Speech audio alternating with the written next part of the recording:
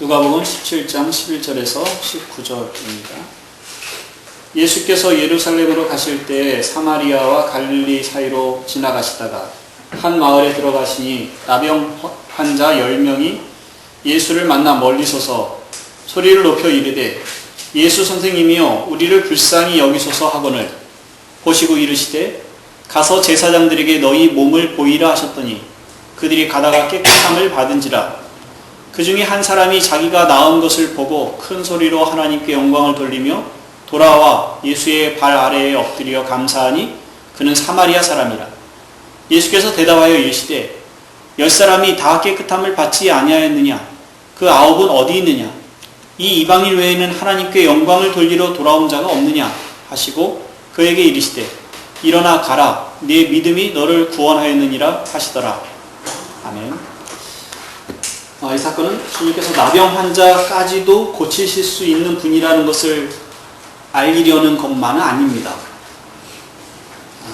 치유를 위해서는 주님의 그 말씀에 순종해야 한다 하는 것도 중요한 교훈입니다만 그것도 핵심은 아닙니다. 성령님께서 누가를 통해서 이 본문을 여기 배치하게 하신 데는 믿음이라는 그 주제와 관련된 교훈을 하시려는 데 있다고 믿습니다. 믿음에 대한 얘기는 우리가 이미 앞에서부터 보아왔습니다. 17장에서 주님은 실족과 용서에 대한 문제로 시작을 하셨죠. 제자들은 용서를 위해서 믿음이 필요하다고 했고 주님은 믿음의 크기가 문제가 아니라 믿음이면 그것이 겨자씨만한 것이라도 충분하다 하는 그런 말씀을 하셨습니다. 그럼 그 믿음이 무엇이냐? 그 믿음이란 만물을 만드신 하나님의 주권과 섭리에 대하여 무익한 종과 같이 저는 무익한 종입니다 하는 그 종과 같은 태도로 신뢰하며 예배하는 것. 전능하신 하나님의 일하심과 그 계획에 대해서 저는 무익한 종입니다 하는 태도로 예배하며 신뢰하는 것. 그것이 믿음이다 하는 말씀을 앞에서 보여주셨습니다. 그리고 이어지는 이 나병 환자를 치유하신 사건을 통해서 그 믿음의 중요성에 중요한 그 한 가지 특징을 더 말씀을 해주시는데요. 주님이 말씀하시는 여기에서의 믿음의 특징은 예수 그리스도 중심성, 그렇게 말씀을 드릴 수 있습니다. 예수 그리스도 중심성. 이 말은 천지를 지으시고 그것을 다스리시는 하나님, 근데 그 보이지 아니하는 하나님의 은혜와 능력이 이 보이는 인간 예수에게 나타난다 하는 겁니다. 하나님의 영광이, 하나님의 위엄이, 그 하나님의 존귀하심이 여기 있는 사람 예수, 인간 예수에게 고스란히 나타났음을 인정하고 그 앞에 엎드려 영광을 돌리는 것. 하나님께 영광 돌리듯이 이 인간 예수께 영광을 돌리는 것. 이것이 믿음입니다. 그래서 제가 예수 그리스도 중심성이라고 그 말씀을 드린 겁니다. 히브리서 1장 2절 3절 말씀에 보면 이 믿음의 고백을 이렇게 요약하고 있는데요. 이 모든 날 마지막에는 아들을 통하여 우리에게 말씀하셨으니 이 아들을 만유의 상속자로 세우시고 또 그로 말미암아 모든 세계를 지으셨느니라. 이는 하나님의 영광의 광채시요 그 본체의 형상이시라. 그의 능력의 말씀으로 만물을 붙드시며 죄를 정결하게 하는 일을 하시고 높은 곳에 계신 지극히 크신 이의 우편에 앉으셨느니라. 예수 그리스도는 하나님의 영광의 광채시요 그 본체의 형상이라 그렇게 말을 하고 있습니다. 오늘 이 누가복음 17장 이 본문이 예수 그리스도의 중심성에 대해서 어떻게 말하고 있는지 그 내용들을 좀 살펴볼 텐데요. 주님께서 사마리아와 갈릴리 사이로 지나가시는 길에 있었습니다. 주님은 지금 여행의 목적지를 예루살렘에 두고 계십니다. 예루살렘을 향해서 가시는 중이에요. 예루살렘에 가시는 이유는 십자가를 지시러 가시는 겁니다. 죽으시러 가시는 거죠. 근데 가시는 길에 한 마을에 들어가셨는데 그 마을에 10명의 나병 환자가 있었습니다. 그런데 이 나병 환자들은 사람들에게 가까이 올 수가 없습니다.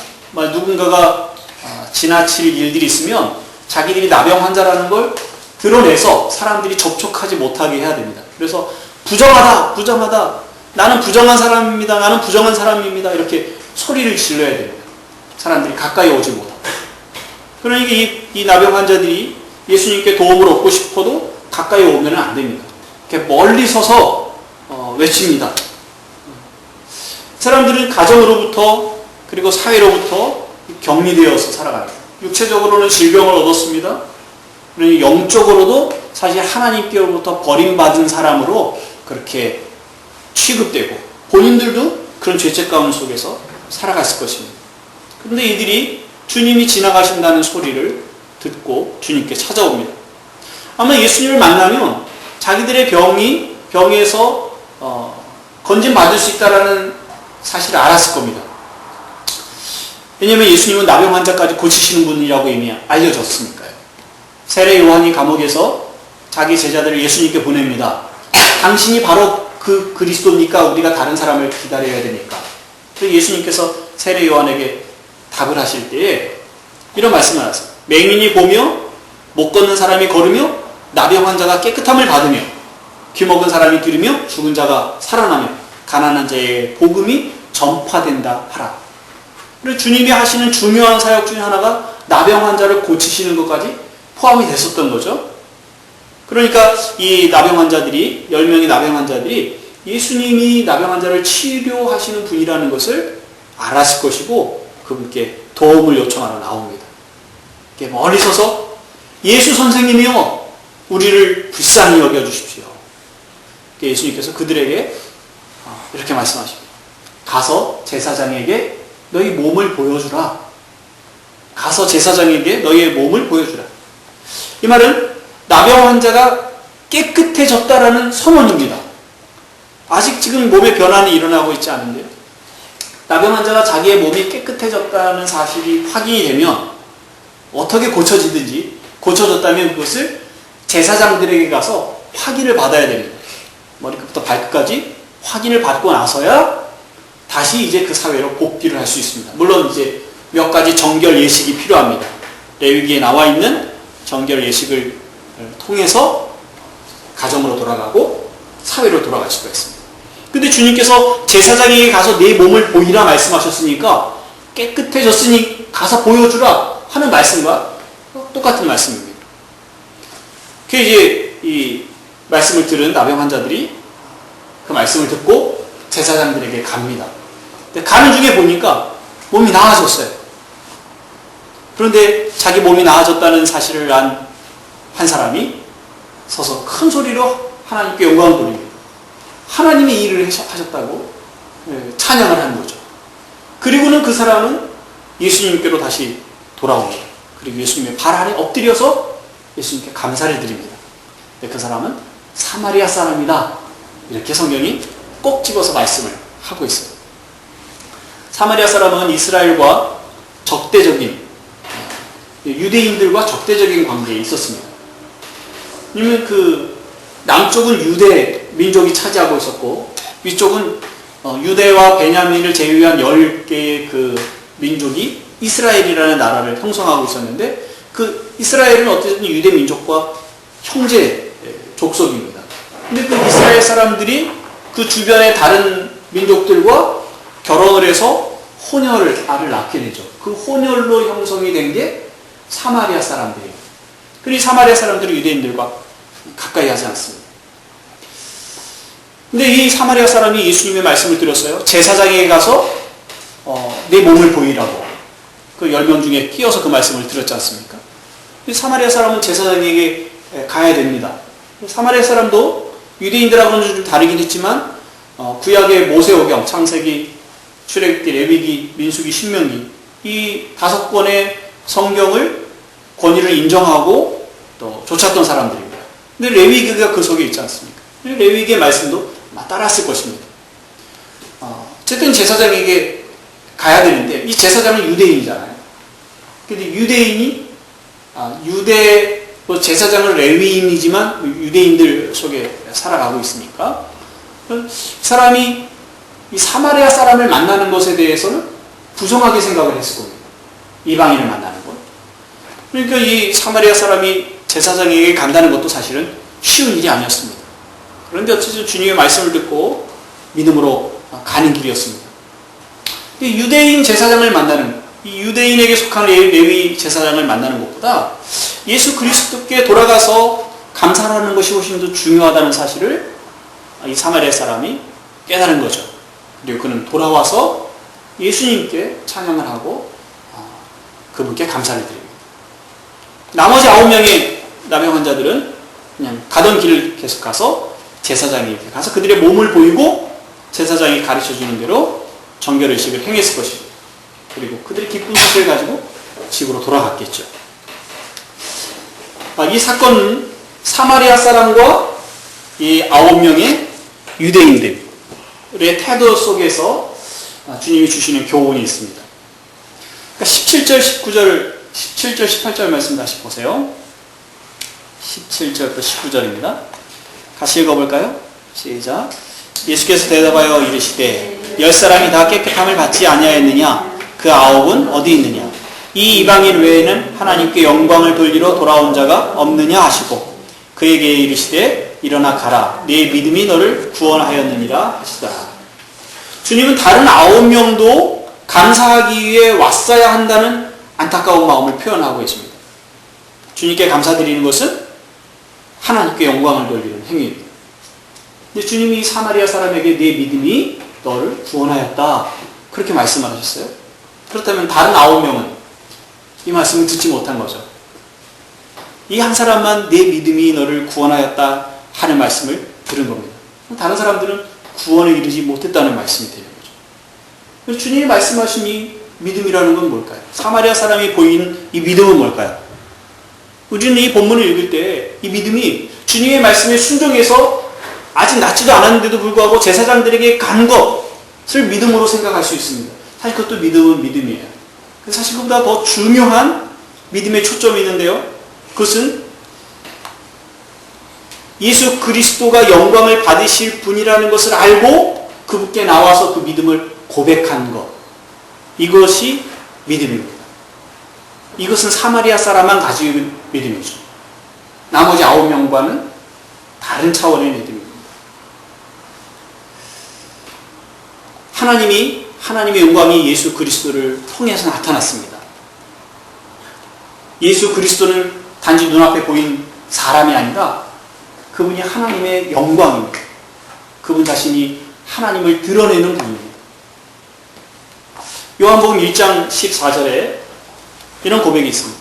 말씀이 육신이 되어 우리 가운데 거하심에 우리가 그의 영광을 보니 아버지의 독생자의 영광이요 은혜와 진리가 충만하다. 이 사람 예수 안에 하나님 아버지의 영광과 하나님의 은혜와 진리가 가득하다, 그렇게 말합니다. 골로새서 1장 15, 17절 말씀에도 예수님에 대한 이런 말씀이 있습니다. 그는 보이지 아니하는 하나님의 형상이시요 모든 피조물보다 먼저 나신 이시니 만물이 그에게서 창조되되 하늘과 땅에서 보이는 것들과 보이지 않는 것들과 혹은 왕권들이나 주권들이나 통치자들이나 권세들이나 만물이 다 그로 말미암고 그를 위하여 창조되었고 또한 그가 만물보다 먼저 계시고 만물이 그 안에 함께 섰느니라. 우리 창세기 1장 1절을 통해서 하나님이 천지를 만드셨다라고 고백을 하고 있습니다. 그런데 이 골로새서 1장 말씀을 보니까 만물이, 천지가 예수 그리스도에 의해서 창조되었습니다. 예수 그리스도로 말미암아 창조되었습니다. 예수 그리스도를 위하여 창조되었습니다. 모든 만물, 모든 존재하는 것의 중심에 예수 그리스도가 계십니다. 단지 우리가 하나님이라고만 알고 있는 그 영광을 받으실 분이 예수 그리스도라는 것입니다. 물론 삼위 하나님, 성부와 성자와 성령 하나님이 이 모든 찬양을 받으시기에 합당하십니다. 그런데 이 성자 하나님, 아들 하나님, 예수님이 그 천지 창조에 있어서 어떤 자리에 계신지를 이렇게 분명하게 골로새서에 고백되고 있습니다. 아마 이 사마리아 사람이 그것을 다 알았으리라고 생각되지는 않습니다.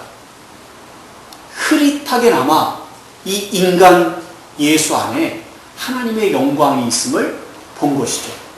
그리고 그분에게 와서 엎드려 영광을 돌리며 감사한 거죠. 거기에 사마리아 사람의 믿음이 있고 주님의 그 믿음을 보고 칭찬을 하신 겁니다. 빌립보서 2장 6절을 한번 찾아보겠습니다. 거기 또 예수님의 어떤 예수님의 영광이 담겨져 있는 고백이 있습니다. 빌립보서 2장 6절.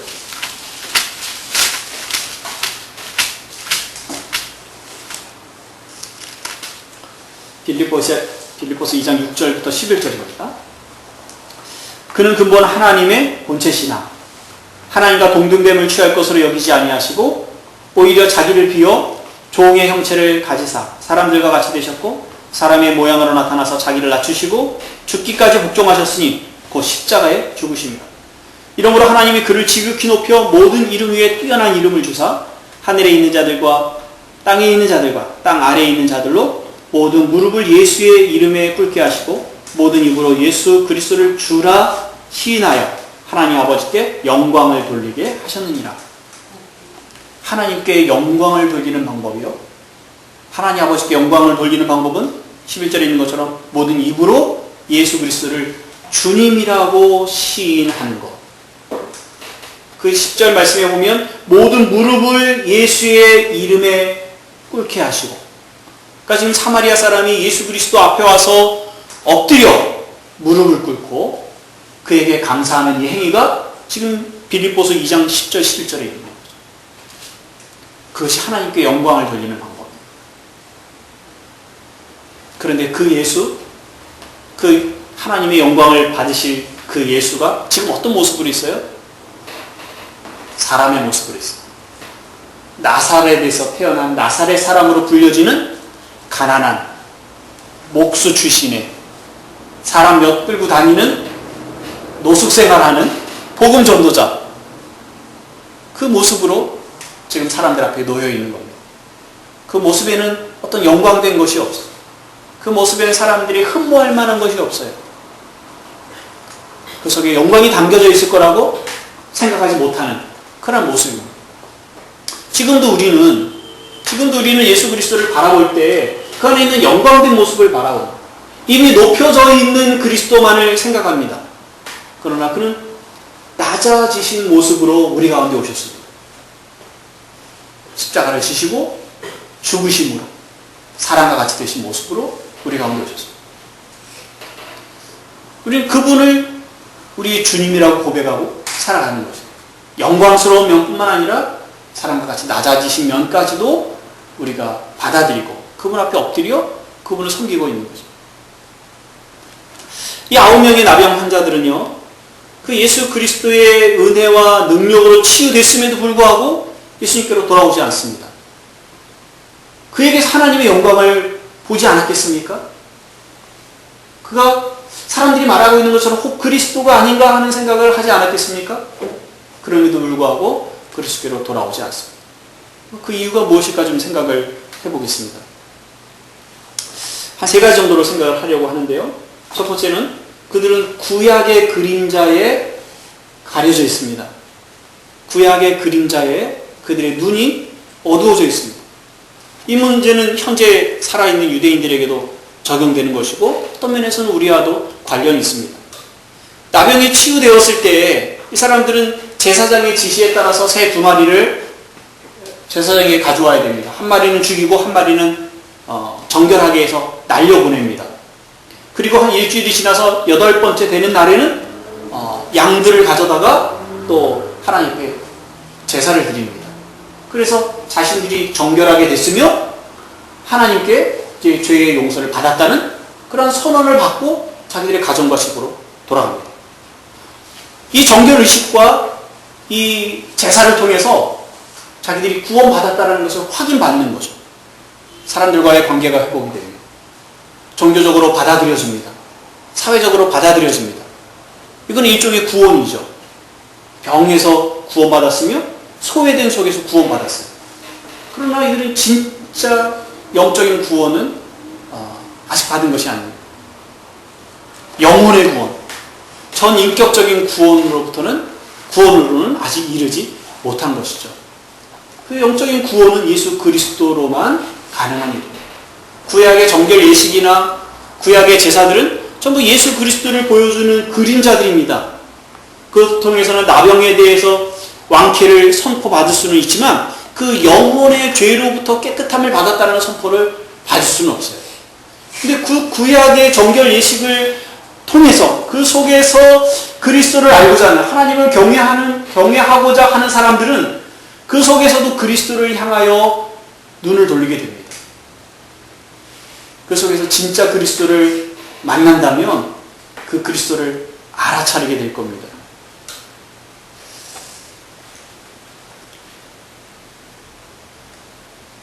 현대 그릇된 가르침들 중에 여전히 구약에 매여 있는 경우들이 있는데요. 그것은 구약의 족장들과 혹은 왕들이 가지고 있었던 그 부요함, 풍요로움, 성공, 이것을 지금도 우리가 그대로 쫓아가야 된다고 생각하는 사람들이에요. 예수 그리스도를 잘 믿고 전심으로 하나님을 섬긴다면 아브라함과 같이, 이삭과 같이, 야곱과 같이, 다윗과 같이, 솔로몬과 같이 부유하게 될 거라고, 성공할 거라고 그렇게 가르치는 것입니다. 근데 그것은 구약의 그림자에 갖춰져 있는 거예요. 구약의 그와 같은 성공의 얘기들은 그리스도 안에서 누리게 되는 영광이 어떠한지, 우리가 영혼의 구원의 복됨이 어떤지를 드러내는 그림자에 불과합니다. 그래서 구약의 그 가르침들을 자세히 살펴보고 그 속에서 하나님을 경외함을 배운다면 그들의 관심이 탐욕을 쫓아가지 아니하고 그리스도로 인해서 영혼의 구원에 이르도록 도울 것입니다. 그런데 우리는 여전히 나병 환자와 같이 구약의 그림자에 갇혀 있는 경우들을 많이 봅니다. 두 번째로는요, 이들의 마음이 완악했기 때문에 그렇습니다. 마음이 완악하여서 예수 그리스도 안에 있는 영광을 보지 못했습니다. 유대인들이 진정으로 하나님을 경외하고 하나님께 영광을 돌리려 했다면 예수 그리스도에게 나타나는 그 하나님의 영광을 봤을 겁니다. 그런데 그들은 보기를 거부합니다. 요한복음 9장에 보면 예수님께서 맹인을 고쳐주신 일이 일어나는데요. 그 맹인을 고쳐주실 때에 실로암에 가서 이 진흙을 이겨서 눈에 발라주시고 실로암 못에 가서 씻어라, 그렇게 말씀하십니다. 맹인이 가서 실로암 못에 가서 눈을 씻어서 보게 됩니다. 눈을 뜨게 됐어요. 근데 그 일이 일어나는 것이 안식일이었어요. 안식일날 병 고치는 일을 바리새인들은 몹시 싫어했죠. 이 맹인은 자기를 고쳐주신 것이 하나님의 은혜가 아니면 안 된다는 사실을 인정하고 이 자기를 고쳐주신 이 예수를 선지자의 한 분이라고 그렇게 생각을 했습니다. 그런데 바리새인들은 그렇게 생각하지 않습니다. 맹인을 불러다 놓고 이렇게 얘기합니다. 너는 하나님께 영광을 돌려라.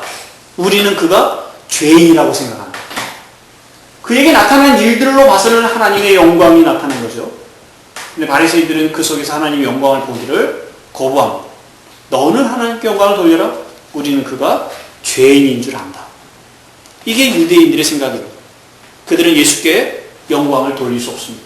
영광을 돌리고 싶어 하지 않습니다. 예수님이 오시기 700년 전에 이사야라는 선지자가 있었습니다. 이사야는 아직 예수님이 태어나시지도 않았는데도 불구하고 성령의 인도하신 가운데 예수님의 영광을 경험합니다. 그리고 그 영광을 보고 하나님을 찬양하는데, 근데 본인은 그렇지만 700년 후에 있게 될 유대인들은 그 예수 그리스도의 영광을 보고도 그분께 영광을 돌리지 않을 거라고 예언을 합니다. 아이러니하죠?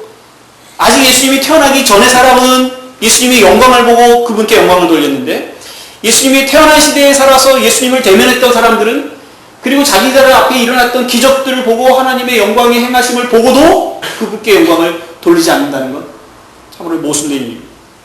이 이사야 12장에 이런 고백이 있습니다. 그들이 그들의 눈을 멀게 하시고 그들의 마음을 완고하게 하셨으니 이는 그들로 하여금 눈으로 보고 마음으로 깨닫고 돌이켜 내게 고침을 받지 못하게 하려 함이라 하였음이더라. 이사야가 이렇게 말한 것은 주의 영광을 보고 주를 가리켜 말한 것이다. 하나님께서 그들의 눈을 멀게 하시고 그들의 마음을 완고하게 하셨다, 그렇게 말씀하십니다. 이것은 그들이 하나님을 거부하기 때문에 그들을 심판하시려는 하나님의 의도가 담겨져 있다는 말씀으로 그들에게 경고하고 계시는 겁니다. 세 번째, 이 나병 환자들이 그리고 유대인들이 예수 그리스도의 영광을 보고도 그에게 영광을 돌리지 않은 것은 예수 그리스도를 믿고 따르기를 원하지 않았기 때문에 그렇습니다. 너무 당연한 일이죠. 이미 예수님을 믿는 사람들을 유대교에서 유대인들이 출교시키기로 이미 결정을 해놓은 상태에 있었습니다. 만약 이 유대인 나병 환자들이 예수님께로 돌아와서 그분 앞에 엎드려서 하나님의 영광을 높였다면 아마 유대인들이 이들을 보기에, 바리새인들이 보기에 좋게 보지 않았을 것입니다. 출교를 시킬 어떤 요인으로 생각을 했을 것입니다. 위험한 거죠. 두려움입니다. 예수 그리스도가 좋으신 분이라는 걸 압니다. 그의 가르침이 놀라운 능력을 가지고 있다는 사실을 압니다. 그렇지만 그를 따르고 섬기는 일은 두려운 일입니다. 나병에서 건증을 받아 사회로, 가정으로, 또 직장으로, 전통적인 사회에 돌아와서 안정을 취하는 것은 즐거운 일입니다. 행복한 일입니다. 기대했던 일입니다. 그런데 예수 그리스도를 따름으로 다시 유대인 사회로부터 소외당하는 일은, 그리스도를 따름으로 모험과 도전의 삶을 살아가는 것은 위험한 일입니다. 그것을 시도할 수 없었던 것이죠. 단지 자기에게 얻어지는 그 유익만 원했던 것입니다. 이것이 이들이 선택한 길입니다. 여러분 어떻습니까? 여러분 예수 그리스도에 대한 믿음의 고백을 가지고 살고 계십니까? 십자가에 죽으신 예수님, 다시 살아나신 예수님이 하나님의 아들이시라는 그런 믿음이 있습니까? 그분이 사람이 되셔서 우리 가운데 오셨다는 사실을 믿으십니까? 예수 그리스도가 하나님의 영광의 광채요, 하나님과 동등하신 분이라는 사실을 믿으십니까? 그분에 대해서 여러분이 나의 주님이시라고 그렇게 고백하십니까? 그것이 여러분들이 처해 있는 안정된 환경으로부터 주님 여러분들을 불러내신다고 하더라도 그래서 쫓아갈 수 있는 그 믿음의 각오가 있는 그런 믿음입니까? 우리는 교회 안에 들어있으니까 사실 교회가 우리의 안정을 주기도 합니다. 교회의 부와 교회의 평안함, 교회에서 나를 지지하는 사람들, 그 교회에 들어와 있음으로 인해 이 나병 환자들이 유대인 사회로 들어가는 것처럼 그렇게 평안함을 누리는 사람들이 있습니다. 예수 그리스도를 믿기 때문에 그리스도를 따라 교회 안에 들어와 있는 것이 아니라 그리스도로 인해서 얻을 수 있는 그 유익함을 조차 교회 안에 들어와 살아가는 그리스도인들. 여러분은 어떤 믿음의 고백을 가지고 살아가고 있습니까? 우리 지금 믿음의 문제를 다루고 있는데요. 주님께서 이 믿음의 문제를 여기서 다루신 것이 어떤 큰 맥락 가운데 있었는지를 다시 한번 생각해 보십시오. 우리 처음에 어디서 출발했죠? 실족과 용서의 문제로 출발했습니다. 실족과 용서, 누군가를 용서하는 것, 믿음이면 된다 그랬습니다. 그 믿음은 무엇이에요? 믿음은 하나님 되심을 인정하고 그분을 예배하는 것이라고 했습니다. 그리고 여기에서 믿음은 예수 그리스도를 주라 고백하는 믿음입니다. 그 우리가 예수 그리스도를 주라 고백하는 믿음을 가지고 있다면 우리에게 어떤 결과가 나오는 겁니까? 우리의 본성대로 살아가는 게 아닙니다. 세상 사람들이 살아가는 그 세상의 흐름을 쫓아서 살아가는 것이 아닙니다. 그는 그리스도께서 살아가신, 그리스도께서 요구하시는 삶을 살아가는 것이죠. 그것은 앞으로 다시 돌아간다면 용서의 삶을 살아가는, 용서의 근거가 된다. 이 믿음이 용서의 근거라고 말씀해 주고 계시는 겁니다. 아까 우리 빌립보서 2장을 봤는데요. 2장을 좀 다시 보면 6절부터 11절은 예수 그리스도에 대한 얘기입니다. 1절부터 5절은 우리에게 주시는 말씀입니다. 2장 1절부터 보겠습니다. 그러므로 그리스도 안에 무슨 권면이나 사랑의 무슨 위로나 성령의 무슨 교제나 긍휼이나 자리가 있거든. 너희가 그리스도 안에서 이러한 위로와 사랑을, 자리를 받았거든.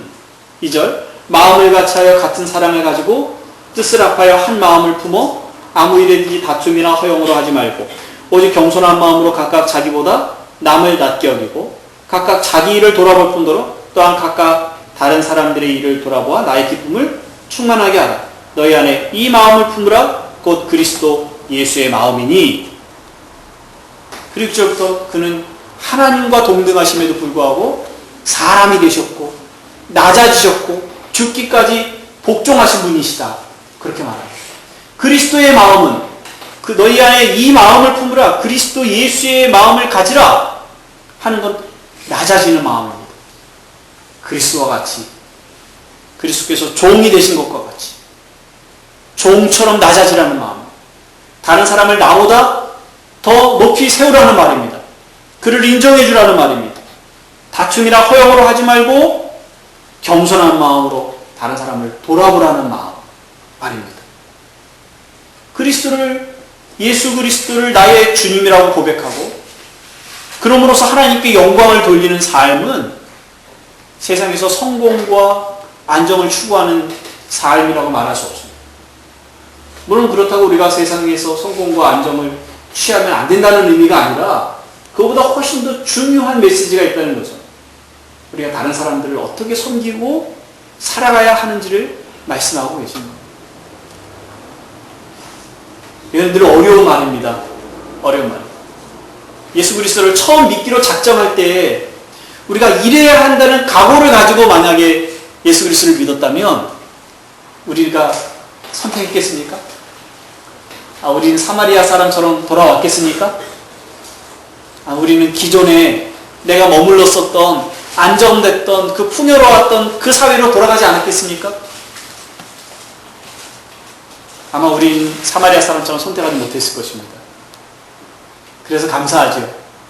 그럴 자격이 안 되는 사람인데, 그렇게 믿음이 있는 사람이 아닌데, 주님이 먼저 우리의 눈을 여셔서 예수 그리스도 안에 있는 하나님의 영광을 보게 하시고, 그 앞에 엎드려 주님을 나의 주님이라고 고백할 수 있게 하신 것, 은혜입니다.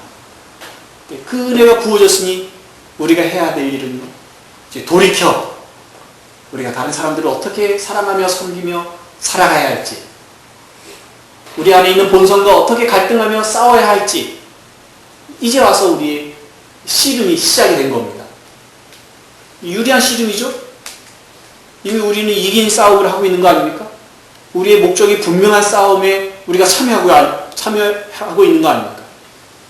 이미 전쟁은 승리로 끝났는데, 승리로 끝날 게 분명한데 그 싸움에 우리가 군사로 부름을 받은 거 아닙니까? 우리가 얼마나 유리한 위치를 정하고 이 싸움을 하고 있습니까? 낙심할 일이 아닙니다. 우리가 좀 얻어 터지고 넘어지고 깨지고 그런다고 해서 낙심하고 포기할 일이 아닙니다. 이긴 전쟁을 하는 것입니다. 주님이 그 용기를 주는 것이에요. 그러면서 우리에게 말씀하시기를 가서 그렇게 행하라고 하십니다. 꼭 용서의 문제만이 아니라 우리가 누군가를 대하고 사랑하는 면에 있어서 그리스도의 사랑으로, 그리스도의 마음으로 그렇게 살아갈 필요가 있습니다. 우리 안에 그 믿음이 있기 때문이고 그 믿음이 우리를 구원했기 때문입니다. 네, 기도하겠습니다. 하나님 아버지, 우리가 유대인들과 다르지 않습니다. 우리가 주님께 오지 아니한 나병 환자들과 다르지 않습니다. 저희들 눈도 구약의 그림자에 가려져 있고 완악한 자에게 하나님의 영광을 구하기보다 우리 자신의 영광을 구하여 쫓아가기를 즐거워하고 예수님을 따르는 그 삶의 위험이 어떠한지 알아 머뭇거리며 두려워하며 뒤로 물러나는 그런 요소들을 가지고 있습니다. 그럼에도 불구하고 하나님 저희들에게 긍휼을 베풀어 주시사 예수 그리스도 안에 있는 그 영광을 보게 하시고 그 영광이 우리가 살아가는 삶에 누리게 될 그 어떠한 좋은 것들보다도 더 탁월한 줄을 알아 그리스도를 쫓아갈 수 있는 그런 믿음과 그런 은혜를 허락해 주셔서 고맙습니다. 이제 다시 저희들에게 믿음의 삶이 어떠한지를 가르쳐 주셔서 그 믿음으로 살아가도록, 믿음으로 용서하도록, 믿음으로 다른 사람들을 섬기도록 말씀하여 주시니 고맙습니다. 저희들 믿음이 참으로 작다고 늘 미안해하고 불평하고 그래서 할 수 없다고 주저앉아 있는 일들이 많았습니다. 믿음이면 충분하다고 말씀하신 주님의 말씀을 신뢰하여 한 걸음 한 걸음 발을 떼어놓고 용서의 손을 내밀고 용서의 말을 하고 사랑의 말을 하는 저희들의 삶이 되도록 은혜를 허락하시고 이 순종의 걸음들을 통해서 하나님의 선하심과 그 역사하심이 드러나게 하여 주옵소서. 은혜를 주시니 고맙습니다. 예수님의 이름으로 기도하옵나이다. 아멘.